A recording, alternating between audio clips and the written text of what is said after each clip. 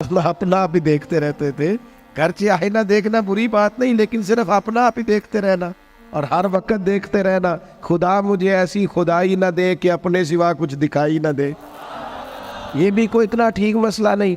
आप गौर फरमाए, क्या अर्ज करना चाहता हूं आपकी खिदमत में मेरे अजीज। एक तो अगर मैं बड़ी समझदारी से और बड़े गौर से और बड़ी तवज्जो से आपको ये बात समझाना चाहता हूं कि अगर हुजूर से प्यार करोगे ना, तो ये जितनी दौलतों की और शोहरतों की मोहब्बत दिल में आती है, ये खुद ब खुद निकल जाएगी, खुद ब खुद निकल जाएगी, आसानी हो जाएगी, जीना आसान हो जाए। दूसरी बात आपकी खिदमत में अर्ज करूं, हम ना ताज़ा दम नहीं रहते, हम परेशान रहते हैं, हम बोर होते हैं, हमारी तबीयतें बाज़ोकात जल्दबाजी करती हैं, हम बाज़ोकात उलझ जाते हैं, करार तलाश करते हैं। उस करार को तलाश करने के लिए फिर बाज़ लोग उल्टी सीधी मूवीज़ देखते हैं।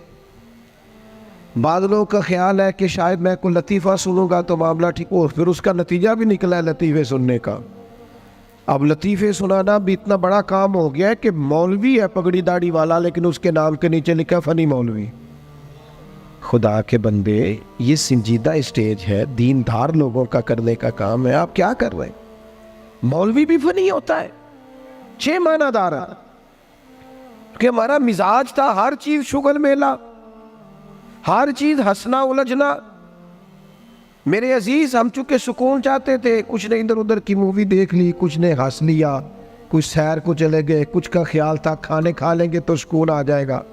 याद रखना, इन चीज़ों में सुकून नहीं है, इनमें तो आप उलझते जाएंगे। मजीद तो सुकून कहाँ है, करार कहाँ है? आप कभी सहाबा की जिंदगियां देखें ना, हालात जिस तरह के भी थे ना, उनको जो सुकून मिलता था वो रुखे मुस्तफ़ा से मिलता था। उनकी तबीयत पूरी लग गई थी कि हुजूर अलैहिस्सलाम की जो यादें हैं वो दिल को ताज़ा करती। उनका ख्याल था कि बाहर अगर किसी चीज़ का नाम है तो वो जिक्र मुस्तफ़ा है, याद मुस्तफ़ा है और दीदार मुस्तफ़ा है। आला हजरत मुफ्ती हैं, फतवा देते हैं। आला हजरत मुफस्सिर कुरान है, कंजुल ईमान बजाते खुद एक तफसीर है, तर्जुमा ही तफसीरी है। आला हजरत मुहद्दिस हैं, वो जब अहादीस मुबारका का हवाला देते हैं तो यूँ लगता है कि जैसे बड़ी गहरी नज़र है इनकी, रावियाने हदीस पर भी, उसूल पर भी, और हाफजा भी मजबूत है हिफ्ज़े हदीस के लिहाज। सारी चीज़ें उनके पास थी, लेकिन वो पता क्या कहते थे? कहते थे ये जो मेरा दिल चमकदार है ना, और ये जो मेरी तबीयत हल्की फुल्की है, उसकी वजह ये है कि उनकी महक ने दिल के गुंचे खिला दिए। ये मैं नहीं आपको तकरीर सुना रहा, मैं तो जज्बात का इजहार कर रहा हूं। उनकी महक ने दिल के गुंचे खिला दिए हैं। तो क्यों गुंचे खिला दिए? कहते मेरे नबी का कमाल ये है कि वो जिस राह चल दिए हैं कूचे बसा दिए। वो जिस राह भी चल दिए हैं कूचे, हुजूर पर थोड़ा गुजर जाए तो काम हो जाता है। करार, सुकून, सारे दुख मिट जाएंगे अगर दिल हुजूर से लगा लोगे। अगर मुहब्बतों का मरकज रसूल पाक को बना लोगे। आप देखें ओहद के मैदान के अंदर काफिर ने एक बड़ी अजीब साजिश की मुसलमानों को परेशान करने के लिए।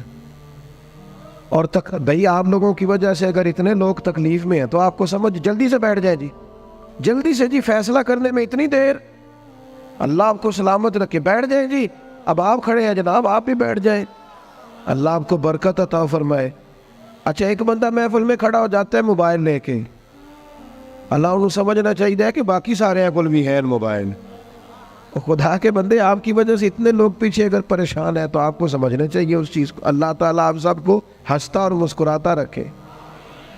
नबी पाक की ज़ात से जब आपकी कामिल वाबस्तगी हो जाएगी ना, तो हुजूर की ज़ाते वाला का प्यार, और प्यार लारों वाला नहीं होना चाहिए, खाली जल से महफिल में और माए का हाथ में आया तो इश्क का दावा तगड़ा, खाली इस तरह नहीं। तन्हाई में भी तू रोए हुजूर की बारगाह। एक महफिल में मैं एक दफ़ा हाजिर था तो एक नात का बच्चा मेरे पास आया कहने लगा जी मेरी सिफारिश कर दो, मैं भी हजूर दी बारगाह च हाज़री लवानी है। मैं क्या पुत्र तू घर जाके पढ़ लै, उत्थे भी हाज़री लग जाएगी कि 4000 बंदा चाहिए हाज़री लवाने लई। हुजूर की बारगाह में तो जहाँ बैठ के भी पढ़े हाज़री लग जाती है। इसके लिए क्या साज संवर के मजलिस ही फ़कत हो तो हाज़री लगती है? ये भी आला हाज़री है, पर वो तो वल्लाह वो सुन लेंगे और फरियाद को पहुँचेंगे हम। बस इतना तो हो, कोई फरियाद करे दिल से, तू बात तो दिल से कर। आपकी जब कामिल वाबस्तगी हुजूर से हो जाएगी ना, तो ये गुर्बतों का डर, ये परेशानियाँ, ये आजमाइशें, एक जगह रोना नहीं रोया हज़रत बिलाल ने कभी अपनी गरीबी का, एक जगह परेशान नहीं हुए कभी हज़रत सलमान फ़ारसी के मैं परदेसी हूँ, एक जगह भी कभी जनाब सुहैबी रोमी को तकलीफ़ नहीं हुई। क्यों भला? इसलिए कि हुजूर की मोहब्बत ऐसी दवा है जो हर बीमारी से शिफा अता कर देती। ओहद के मैदान में काफिरों ने एक चाल चली थी। उनको पता था कि कौन सी बात मुसलमानों को ज्यादा परेशान कर सकती है। उन्होंने एक अफवाह फैला दी थी कि माज़अल्लाह हुजूर को शहीद कर दिया गया। उसकी वजह से शदीद परेशान हुए सहाबा, और जंग के जो नतायज बरअक्स आए उसकी बड़ी वजह यह अफवाह भी बनी। अब सहाबा बड़े परेशान थे, हुजूर शहीद हो गए। कुछ लोग ना मैदान उहद से जब वापिस आ रहे थे ना, जंग खत्म होने के बाद, एक खातून जा रही थी मैदान जंग की जानिब। औरतें अपने मिजाज के लिहाज से कमज़ोर होती हैं कल्बी तौर पर, और बड़ी खूबसूरत बात लिखी है उलमा ने, कहते हैं औरत के दिल में दर्द ज़्यादा होता है ना, प्यार ज़्यादा होता है, और ये जो वो कमज़ोर वाक़या हुई है इसे ऐब ना समझो। इसीलिए तो अल्लाह ने बच्चे को पालने का ज़िम्मा उसका लगाया है कि वो शफ़क़त ज़्यादा रखती है, मोहब्बत ज़्यादा रखती है, दर्द दिल ज़्यादा रखती।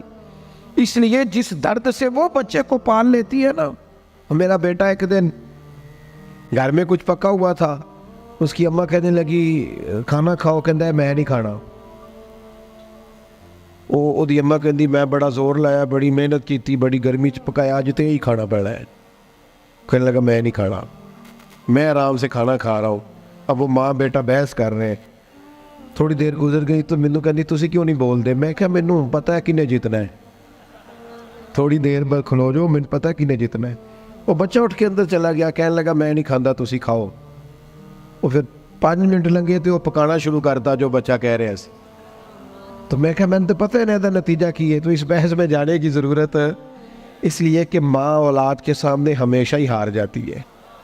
वो औलाद के सामने जीत सकती, वो नहीं जीत सकती ना। शफकत ऐसी है। औरतें मिजाज के लिहाज से अल्लाह ताला ने नरमी दी होती, इसको ऐब ना जाना जाए, ये अल्लाह ताला ने उन्हें वदियत की है चीज़।